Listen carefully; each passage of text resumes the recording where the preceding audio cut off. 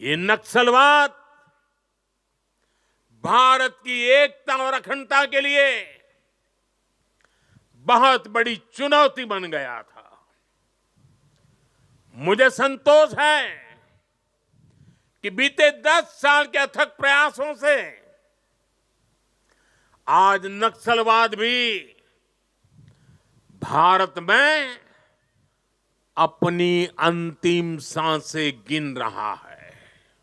31 मार्च 2026 को इस देश की भूमि पर से हम नक्सलवाद को पूर्ण रूप से समाप्त करने का काम करेंगे।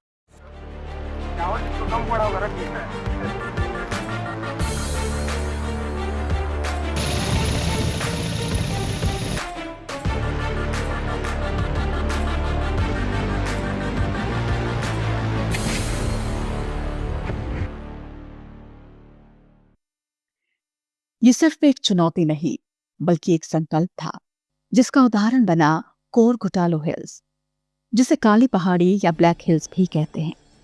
प्राकृतिक खूबसूरती, झरने, दुर्गम पहाड़, प्राकृतिक गुफाओं और घने जंगलों से परिपूर्ण कोरगुटालो हिल्स भौगोलिक रूप से तेलंगाना और छत्तीसगढ़ की सीमा पर स्थित है।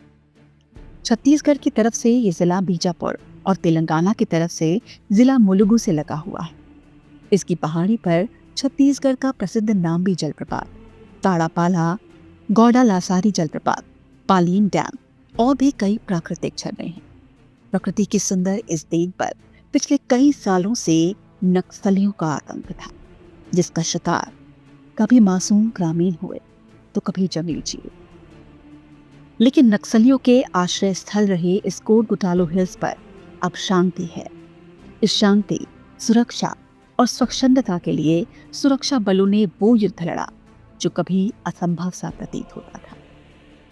कभी नक्सलियों का आतंक तो कभी अनड्यूलेटिंग टेरेन जैसे प्राकृतिक चुनौतियां सुरक्षा बलों के सामने खड़ी थी। लेकिन मन में दृढ़ संकल्प था कि नक्सलियों की उस पनाहगाह को पूरी तरह से ध्वस्त करना है, जहां आतंक की रणनीतियां तैयार होती हैं और शांति का परचम लहराना है। इसी निश्चय के साथ डीआरजी, एसटीएफ, कोबरा और सीआरपीएफ ने मिलकर अब तक के सबसे बड़े सफल माओवादी विरोधी अभियान को पूरा किया और सफलता भी पाई, जिसमें सुरक्षा बल के 18 जवान घायल हुए। किसी भी सुरक्षा बल की शहादत नहीं हुई। ये वो कहानी है जिसमें शौर्य, समर्पण, समन्वय और धैर्य की मिसाल है, जिसे राज्य और केंद्र की विभिन्न एजेंसियों ने मिलकर पूरा किया। 2 राज्यों की सीमा पर स्थित होने और गहरी खड़ी पर्वत श्रृंखला होने के कारण ये ऑपरेशनल रूप से काफी दुर्गम और कठिन है। पर्वत श्रृंखलाओं की अधिकतम ऊंचाई 700 से 900 मीटर है। पर्वत श्रृंखला की घाटियों, चोटियों, चिकन नेक, गुफाओं और खड़ी चढ़ाई ने इसे पिछले कई सालों से उपयुक्त नक्सल ठिकाना बना दिया था। नक्सलियों को लगता था कि ये डोमिनेटिंग हाइट्स उन्हें पुलिस के हमले से बचा सकती है। यही नहीं, इस पर्वत श्रृंखला पर तकरीबन 250 से ज्यादा गुफाएं भी हैं, जिसे नक्सली आश्रय स्थली, डंप एवं हथियार बनाने के कारखाने के रूप में इस्तेमाल कर रहे थे। जहां प्राकृतिक रूप से जल स्रोत भी मौजूद है। इन सभी विपरीत परिस्थितियों के बावजूद केंद्र और राज्य की सुरक्षा बलों ने मिलकर इस मिशन को अंजाम दिया। विभिन्न सुरक्षा एजेंसियों ने कोरगुटालो हिल्स की अनड्यूलेटिंग टेरेन, भौगोलिक चुनौतियों और प्रतिकूल मौसम का गहनतापूर्वक अध्ययन किया। कोरगुटालो पहाड़ी पर माओवादियों के ठिकाने का पता चला, जहां 300 से 400 माओवादी समय समय पर आते जाते रहते थे, जिनमें 40 से 50% महिला नक्सली थी। जिसके बाद 21 अप्रैल से 11 मई 2025 तक कुल 20 दिनों में डीआरजी, एसटीएफ, कोबरा और सीआरपीएफ सुरक्षा बलों ने संयुक्त रूप से कोरगुटालो हिल्स पर्वत श्रृंखला को नक्सल मुक्त करने के लिए अभियान की शुरुआत की। लेकिन सुरक्षा बलों के जवानों के सामने कई चुनौतियां थीं। परिस्थितियां किसी युद्ध से कम नहीं थी। 45 डिग्री तापमान पर गर्म चट्टानों की चढ़ाई करते हुए सुरक्षा बल अपने मिशन की तरफ बढ़ रही थी। चढ़ाई करते वक्त जवानों के हाथों में जलन होने लगी, लेकिन उनकी हिम्मत नहीं टूटी। इस बीच मौसम ने भी साथ छोड़ा। खराब मौसम से, बारिश और बिजली गिरने के खतरे से भी जवानों ने दो दो हाथ किए। इसके अलावा जंगली जानवरों और भालू से सामना हुआ, मगर फिर भी कदम पीछे नहीं हटाए। जहरीले कीड़े, हर तरफ बिछे आईडी जवानों के लिए बड़े अवरोध थे।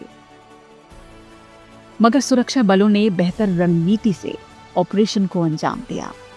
दोनों राज्यों की सीमा पर समन्वय बनाते हुए जवानों ने पहाड़ी टॉप्स को एक साथ सैनिटाइज किया।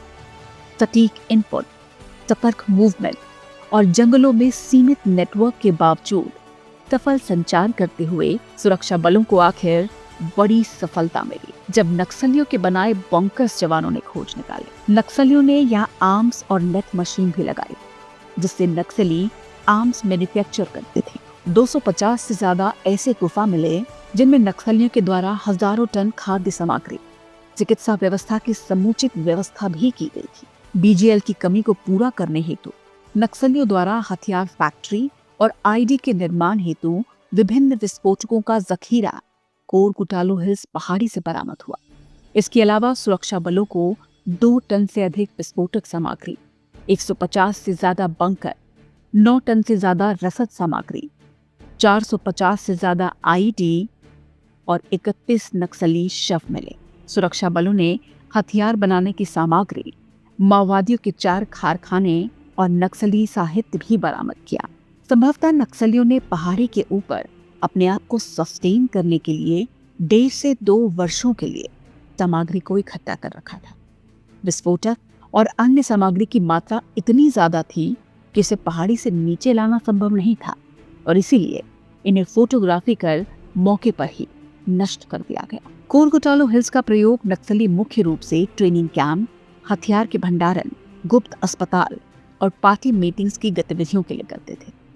नक्सलियों ने इन इलाकों में ऐसी माइनिंग की थी जैसी इंटरनेशनल बॉर्डर पर की गई माइनिंग होती है, लेकिन सुरक्षा बलों के द्वारा नक्सलियों का ये बेस पूरी तरह से तबाह हो चुका है। डीआरजी, एसटीएफ, कोबरा और सीआरपीएफ बलों के द्वारा संयुक्त रूप से किया गया अब तक का सबसे दुर्गम और अज्ञात इलाके में ये पहला अभियान था। एवं सीमा सुरक्षा बल के हेलीकॉप्टर्स का लॉजिस्टिक सपोर्ट और कैजुअलिटी इवैक्यूएशन हेतु भरपूर सहयोग लिया गया।